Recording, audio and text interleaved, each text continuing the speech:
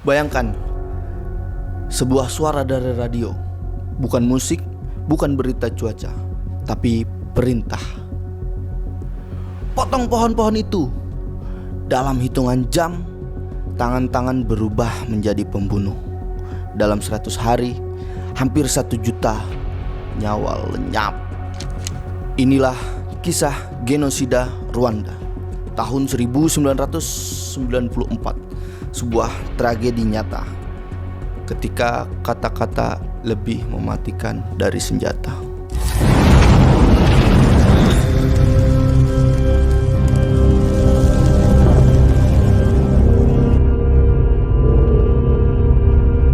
Assalamualaikum warahmatullahi wabarakatuh. Masih bersama channel Apa Aja Diceritain.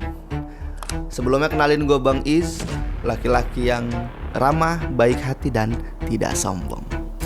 Oke, jadi Rwanda adalah negara kecil di Afrika Tengah, hijau subur dan tenang dari luar. Namun dari balik ketenangan itu ada luka lama yang belum pernah sembuh. Ya, jadi di negara Rwanda itu ada 2 kelompok utama, yaitu Hutu mayoritas penduduk dan Tutsi minoritas. Awalnya Hutu dan Tutsi bukan suku dalam arti ras. Mereka berbagi bahasa, budaya, dan tanah yang sama. Perbedaan mereka lebih ke status nasional. Namun semuanya berubah saat penjajahan Belgia. Penjajahan Belgia memperkuat perbedaan. Jadi Tutsi itu diberi kekuasaan, Hutu dipinggirkan. Kartu identitas mencantumkan Hutu atau Tutsi. Benih kebencian ditanam dan benih itu tumbuh puluhan tahun. Memasuki awal 1990-an, situasi Rwanda semakin panas. Krisis ekonomi, politik penuh kebencian. Lalu muncul sebuah senjata yang tak terlihat, yaitu radio. Ya, nama radionya itu RTLM. Radio ini tidak terdengar seperti siaran kebencian, penyiaran bercanda, memutar musik, tertawa.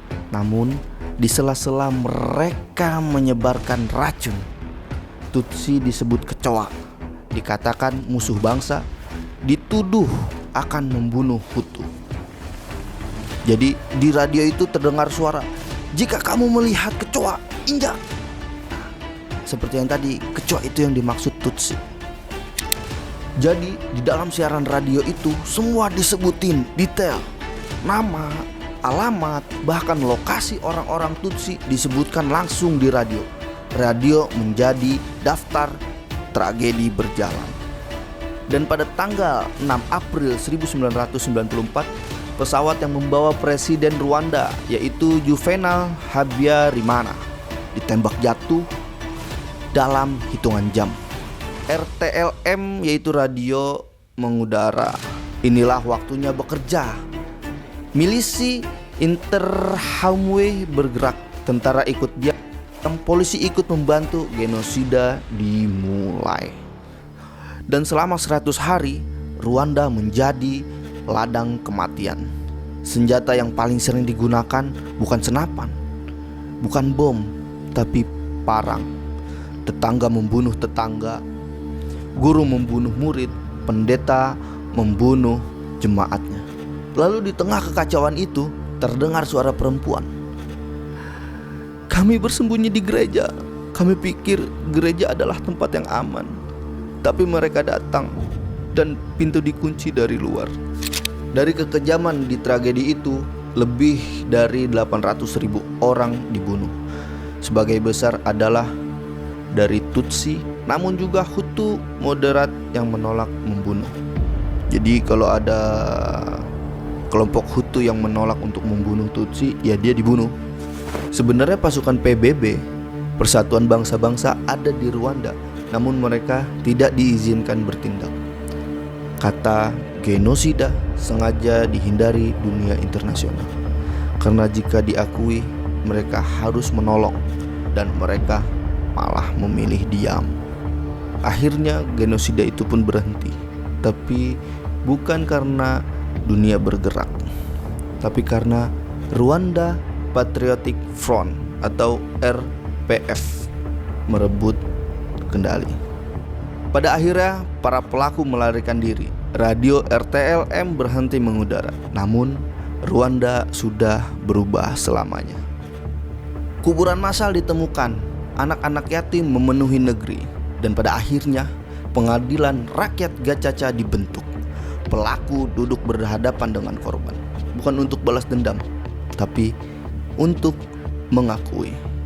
Jadi kisah genosida Rwanda mengajarkan satu hal yang mengerikan. Pembantaian massal tidak selalu dimulai dengan peluru, tapi dengan kata-kata. Radio propaganda, kebencian yang diberikan utuh dan tumbuh. Ketika suatu kelompok manusia disebut bukan manusia, genosida hanya tinggal menunggu waktu. Ya, itulah kisah dari genosida Rwanda.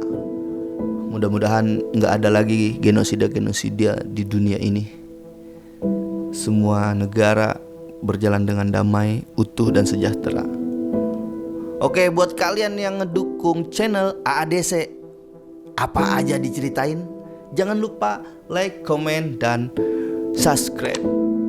Oke, gua Bang Is pamit. Assalamualaikum warahmatullahi wabarakatuh.